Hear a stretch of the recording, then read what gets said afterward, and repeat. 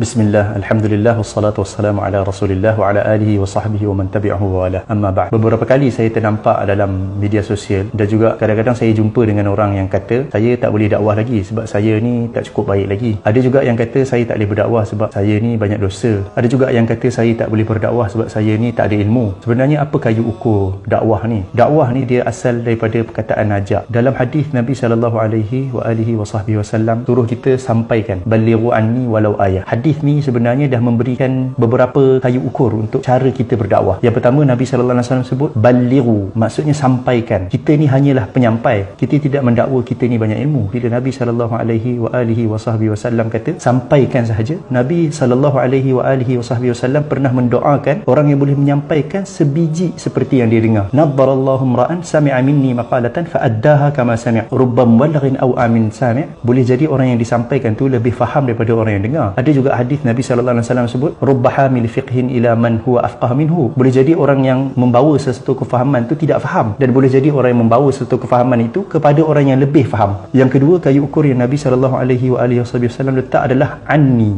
balighu anni, sampaikanlah dariku. Pastikan benda yang kita sampaikan tu adalah daripada sumbernya yang sebenar, walau ayah. Dan yang ketiga, janganlah kita menambah apa yang kita dengar daripada kefahaman kita yang mungkin kita tak berapa faham. Jadilah seorang penyampai yang baik. Saya terfikir, kalaulah ada orang tu kata saya tak boleh bersedekah sebab saya ni tak ikhlas, ataupun saya tak boleh bersedekah disebabkan saya ni tak cukup harta lagi, ataupun saya tak boleh bersedekah sebab takut saya akan mengungkit di kemudian hari. Kalaulah semua orang berfikir seperti itu, nescaya di dunia ni tak ada orang dah yang akan bersedekah. Sama juga kalau kita kata kita tak nak bertaubat disebabkan kita kata kita akan buat dosa lagi. Kalau begitu, nescaya tak ada orang yang akan bertaubat. Yang selalu menyebutkan perkataan-perkataan ini sebenarnya dia telah tertipu dengan dua perkara. Yang pertama, dia tertipu dengan mengatakan bahawa ilmu itu boleh habis, sedangkan Allah SWT menyebutkan bahawa wa fawqa kulli dhi ilmin alim. Di setiap orang yang berilmu itu akan ada Allah yang maha berilmu, Allah yang lebih berilmu daripada semua sekali. Dan juga ilmu itu tidak akan habis. Wala yuhituna bi ilmihi illa bima sya'. Tidak ada orang yang boleh menyempurnakan ilmu Allah ni kecuali yang Allah kehendaki sahaja. Dan yang kedua, dia telah tertipu dengan mengatakan bahawa dia boleh menjadi sempurna, sedangkan manusia ni memang tidak diciptakan sebagai seorang yang sempurna. Manusia ini diciptakan saling melengkapi. Kalau kita menyampaikan kepada orang lain, sebenarnya kita yang pertama yang mendapat manfaat daripada perkara itu. Kerana boleh jadi apabila kita sampaikan kepada seseorang, rupa-rupanya maklumat yang kita dapat itu tidak cukup, orang yang disampaikan tu menambahkan maklumat kepada kita. Itulah faedah yang terbaik yang kita boleh dapat apabila kita menyampaikan. Dalam masa yang sama, orang akan menambahkan maklumat kepada kita. Dalam masa yang sama, kita akan memperbetulkan diri kita kerana kita akan merasa bertanggungjawab dengan apa yang kita kata. Kalaulah saya ini menyampaikan kemudian saya tidak mengamalkan siapa yang saya bawa, bukankah benda itu bahaya? Allah SWT ingatkan dalam Al-Quran, dalam surah As-Saff, kabura maqtan 'indallahi an taqulu ma la taf'alun. Sebesar-besar kemurkaan Allah apabila kamu bercakap apa yang kamu tidak.